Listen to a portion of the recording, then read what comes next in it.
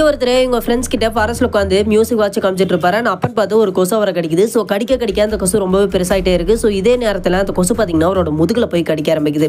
So இதனால் அந்த கொசு ரொம்ப பெருசாகிடுது. அதே சமயத்தில் இவரும் ரொம்ப ரத்தம் போனதுனால டயர்டாகி அப்படியே கீழே விழுறாரு. அந்த கொசு வெடிச்சு சதுரி போயிடுது. ஸோ இப்படியே அடுத்த நாள் காலையில் ஆகுது, விடியுது. இவர் எந்திரிச்சு பார்க்குறாரு, அந்த கொசு கடுத்த இடம் இவருக்கு அவ்வளோ பெருசாக வீங்கிருக்கு. பட் இவர் அதை கண்டுக்காம தொடர்ந்து அந்த இடத்த எக்ஸ்ப்ளோர் பண்ண ஆரம்பிக்கிறாரு. ஸோ இப்படி இவங்களே எக்ஸ்ப்ளோர் பண்ணுறதுக்கு ஒரு குறிப்பிட்ட மிஷினால டைம் ட்ராவல் ஆகி வேற ஒரு இடத்துக்கு வந்துடுறாங்க. அண்ட் இது பார்த்தீங்கன்னா ஒரு டெசர்ட்டாக இருக்குது. அந்த டெசர்ட்டில் மனுஷ குரங்குங்க பார்த்தீங்கன்னா இவங்களை பார்த்த உடனே துரத்த ஆரம்பிக்குது. ஸோ இவங்களை அதை பார்த்து பயந்து ஓடி போய் ஒரு குட்டி கோவக்குள்ள விழுந்துடுறாங்க. அந்த கோவக்குள்ள விழுந்ததுக்கப்புறம் சில பேர்கள் வந்து இவங்களை அப்படியே தூக்கிக்குது. ஸோ இவங்களும் என்ன இது அப்படின்னு பார்த்துட்டு இருக்கு. இன்னொரு சைடு பார்த்தீங்கன்னா ஒரு டைனோசர் இவங்களை சாப்பிட்றதுக்காக வெயிட் பண்ணிருக்கு. ஸோ கரெக்டாக அந்த வேறு இப்போ அந்த டைனோசர் கிட்ட வருது. அண்ட் அப்பன்னு பார்த்து அந்த டைனோசர் கடிக்க நல்ல வேலையாவது அந்த பிரான்ச்சஸை மட்டும் கடிச்சிருது. இவங்களும் தப்பிச்சிடுறாங்க. ஸோ அப்படியே விடாமல் அந்த டைனோசர் இவங்களை துரத்த ஆரம்பிக்குது. இவங்களும் பயந்துட்டு ரொம்பவே ஸ்பீடாக ஓட ஆரம்பிக்கிறாங்க.